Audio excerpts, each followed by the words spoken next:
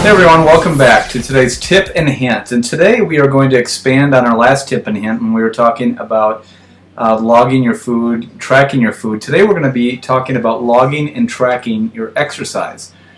And I think for those who may or may not follow, what we do, we are very big believers on being aware of what you're doing and looking at truth over emotion. And whenever people get wrapped up in emotion in their exercise, it can really lead to some difficulties. And so people ask, okay, what is emotion and exercise, and what does that have to do? Is continuously one of the feedbacks I get from people is, in the gym, we're talking about actual exercise, and we'll say, well, how are you doing? How's everything going? Well, I don't think I'm doing that well. Or I just don't feel that good. Well, how do you know that? How do you know you're not doing well? How do you know that you're not making progress?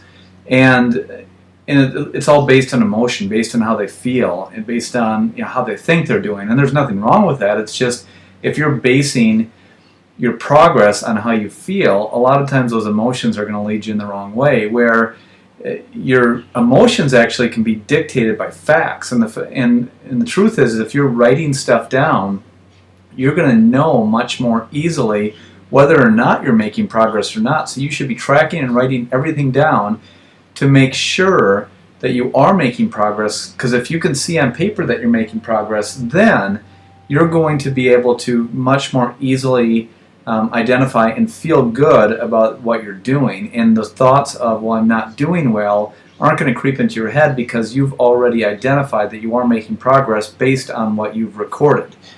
So that is one thing. Also, with the recording. Well, before that, let me just kind of point out, one little step on how to do that. So, for instance, as I had a client today that was, asking me, well, they need to increase, their run time or sit-up or push-up time. And one of the things that I, mentioned to them that was very, very important is tracking what they're doing, writing down what they're doing. Running a mile, one of the things that you can do when running a mile is you can track, for instance, your mile and how fast you can run that mile in. And each time you run a mile, you should be writing down how long it's taking you, whether it's on a notebook, just making notes, taking it into the gym with you, writing everything down.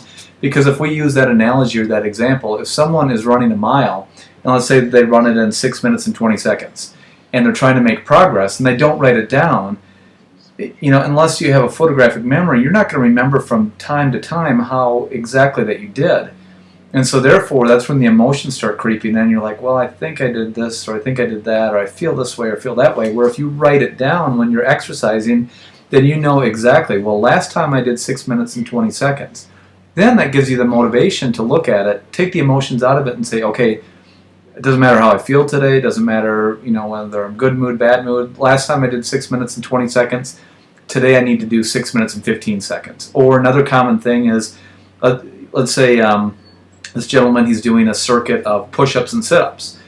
And let's say he's doing 4 circuits. So he's doing a total of 4 sets of push-ups, 4 sets of sit-ups. And one of the things I mentioned to him is I said, well, record your total number of push-ups and total number of sit-ups for that circuit through all 4 times. And let's say he got 120 push-ups and 100 sit-ups over those 4 sets. Well, you would mark that down, and then the next time you did it, you would look at your sheet and say ahead of time, okay, I did 120 here, 100 there. I have to do one more than that with good form. And that's a way to accurately kind of guide yourself, push yourself with more motivation, and take the emotion out of it and put more truth into what you're doing. And it's a great way to, accurately progress every workout, because the things I state is that we all want to go from point A to point B tomorrow. We want to climb Mount Everest in one leap, where if you take one step at a time, one baby step, and it may seem like a baby step here, a little bit here, a little bit here, a little bit there, before you know it, 3 to 6 months down the road, you're looking back, you're looking at old pictures of yourself, you're looking at your log saying, I used to do this, now I'm doing this. That's awesome. So it's one of... I'm not trying to convince you here. What I'm asking you to do is, my tip to you is write down your workouts.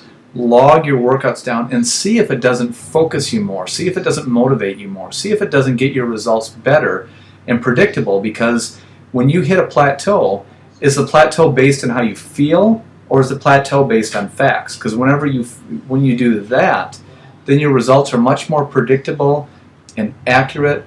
And I really encourage you to try, because it's one of the number one things that I've found to help people for long-term success, is to simply track what they're doing and be more aware of what they're doing in their exercise and workouts.